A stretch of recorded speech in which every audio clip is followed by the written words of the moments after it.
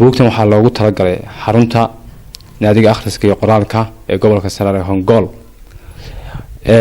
runtii waxa weeye buugtaasi waa buug 80 ku dhawaad buuga waxaa loogu talagalay oo iska leh maktabadan ayaa iska leh aad iyo aad baan ugu amaanayaa una bogaadinayaa Maxamed Aadan Tarabi oo runtii xil weyn iska saaray dadaal weyn iska saaray in xarunta naadiga akhriska iyo Hongol uu buugtan ugu deeqo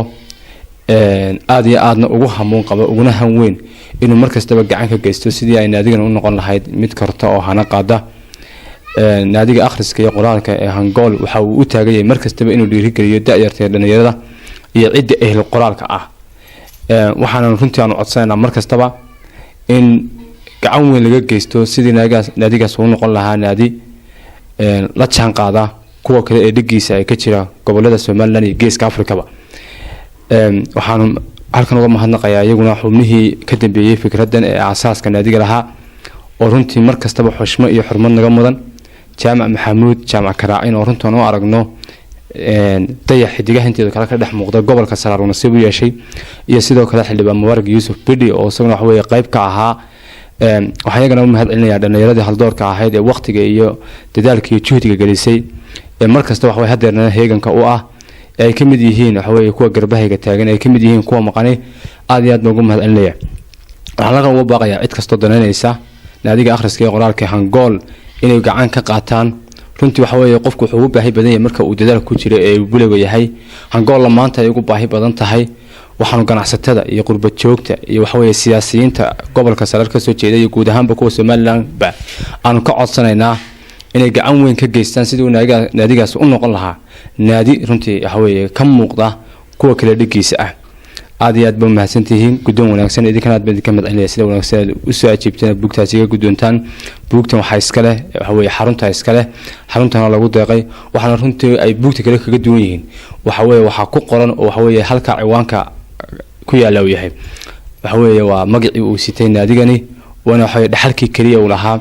abwaan aadan Tarabi waa dhaxalka kaliya uu leeyahay gobolka Saraar iyo guud ahaanba inta afka Soomaaliga ku hadasha isagana Ilaahay subhanahu wa ta'ala caafimaad saraacan u weydiinayna Ilaahay subhanahu wa ta'ala waxaan u weydiinayna cimriga u barakeeyo ku soo dhawaada bismillaahir rahmaanir rahiim alxamdulillaahi rabbil aalamiin wa bihi nastaciinu ala umuuri dunya wa diin wa sallallahu ala nabiyyina Muhammad wa ala aalihi wa sahbihi wa sallam waxaan halkan uga mahadcelinayaa waan ka gudoominaynaa buugta Hongol oo uu soo wakiishay qoraaga buuga Maxamed Aadan Tarabi wariyaheena gobolka Maslax Salmaan Side buugtaas oo ah buug uu naadigu aad iyo aad ugu baahnaa isla markaana ay u baahnaayeen dhalinyarta iyo qoraayada iyo akhrisayaasha gobolku buugtaas oo ku urursan yihiin in ka badan 200 maaso oo uu tiriyay abwaankan caanka ah ee Aadan Tarabi jaamac buugtaas maantayna soo gaadhay alxamdulillah waan kala wareegnay wali baahidii way jirtaa buugta waxoogaa cid kasta oo buugta iyo cid kasta oo naga caawisayna aad iyo aad baan ugu mahadcelinaynaa waxaan kaloo ugu baaqaynaa dhammaan dadka ganacsatada ah siyaasiyiinta ah iyo dhammaan cid kasta oo danaynaysa in akhriskeena iyo qoraalkeena iyo aqoonteenu ay kor u kacdo inay dadaalka nagala qayb qaataan oo wixii karaankooda qof kastaba kii buug helaya iyo kii qalin helaya iyo kii tamar kale helayaaba in iyaguna qayb naga qaataan oo hawsha ay nala garab galaan waxaan kaloo bulshada gobolka Saraar uga faa'iideysanaya fursadan ugu baaqaya inay ka faa'iideystaan buugaagta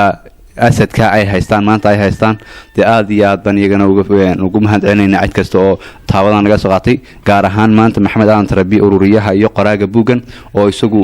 nagu soo wareejiyay magaciina adiga buugaagtii ka hadlaysay buugi loogu magac daray aad iyo aad baa u salaamantii dhammaan bacda salaan aad buu mahadsan yahay Maslax Salmaan Side oo soo gaarsiiyay buugaagtan oo loo soo wakiishay isagoo nagu soo dhiibay Maxamed Aadan Tarabi dhammaan ilmaha Tarabi intii ka qayb qaadatay baan mahadcelinaynaa iyo dhalinyarta asaastay naadiga aad bay u mahadsan yihiin waxaan leeyahay dhamaantiin nagu soo daray cidi wax haysa